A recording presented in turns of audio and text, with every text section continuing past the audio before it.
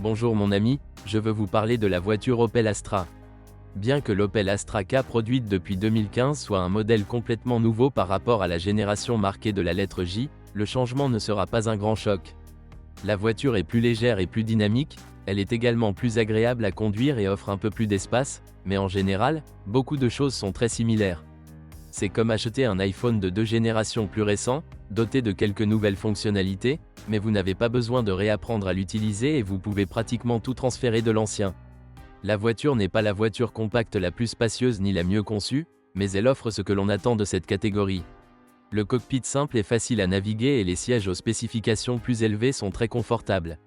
La principale différence au niveau du châssis est qu'il n'est plus possible de commander une suspension adaptative, mais la nouvelle Astra classique est toujours plus agréable à conduire. Il convient de savoir qu'il existe sur le marché des voitures dotées d'une suspension renforcée en usine et qu'elles peuvent être moins confortables que prévu. La plus grande différence opérationnelle réside dans le progrès technique plus élevé de la voiture. Il est vrai que l'Astra J était déjà une voiture dotée de nombreux systèmes de sécurité, mais l'Astra K est, par exemple, la première voiture compacte dotée de feux LED adaptatifs. Comment cela se traduit-il en pratique? Même les lumières, elles ne sont pas réparées ni les ampoules remplacées, mais les phares entiers.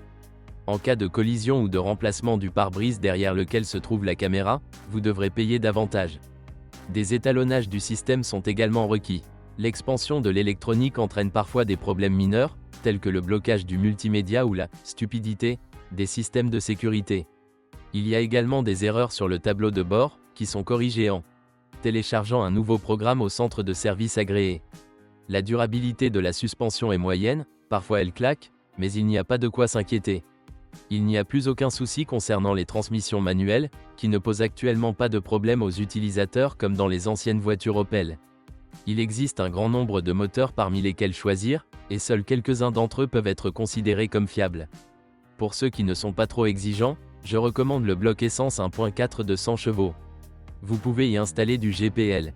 Les plus exigeants devraient viser le moteur 1.4 turbo, mais il faut savoir qu'il est doté d'une injection directe.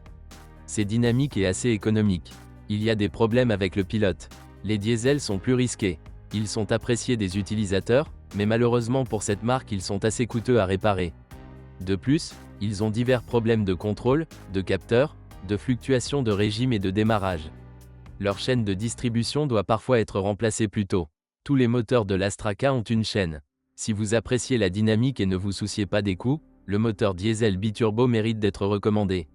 Après le dernier lifting, il y a eu une petite révolution sous le capot, tous les moteurs ont 3 cylindres. Après le rachat d'Opel par PSA, on pourrait soupçonner qu'il s'agit de moteurs français, mais Opel assure fermement qu'il s'agit de ses propres conceptions. Qu'il en soit ainsi, même si les paramètres sont presque identiques. Il est difficile de dire quoi que ce soit à leur sujet pour l'instant. Défaut typique de l'Opel Astra, gel de l'écran multimédia, panne des systèmes d'assistance basés sur la caméra frontale, message d'erreur, en particulier les moteurs diesel et le moteur 1.4 turbo. Usure accélérée des suspensions, étirement des chaînes de distribution, principalement diesel, ce qu'il faut rechercher, version 1.4 essence, à l'exception de la dernière version avec CVT. Ce qu'il faut éviter, les voitures de flotte à moteur diesel, les unités 1.0 turbo. Merci de m'avoir écouté, n'oubliez pas de vous abonner à la chaîne et de noter ma vidéo. Si vous connaissez des problèmes avec cette voiture que je n'ai pas mentionné, assurez-vous de les écrire dans les commentaires.